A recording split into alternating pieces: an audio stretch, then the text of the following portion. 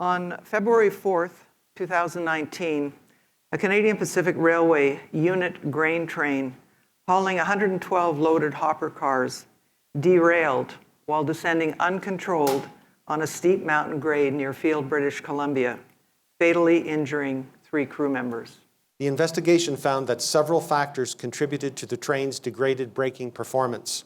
While the train had passed the required brake test in Calgary prior to departure, these tests have their limitations.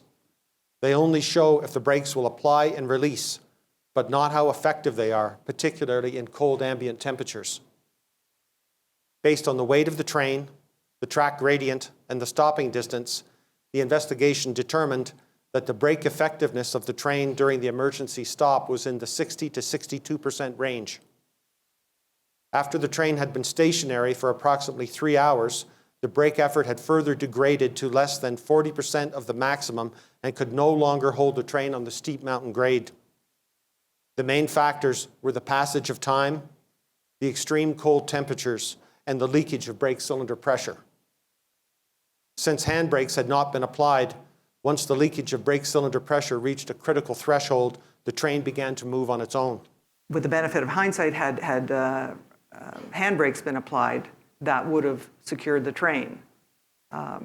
But you also have to look at all of the circumstances. So we can't change the past. We can't undo what's happened. But what we can do is make recommendations so these sorts of things don't happen again. And that's why we're making the recommendation about automatic parking brakes, because it is a physical defense. It doesn't rely on following rules or interpretation of procedures or analysis of factors like cold weather and grade and so on.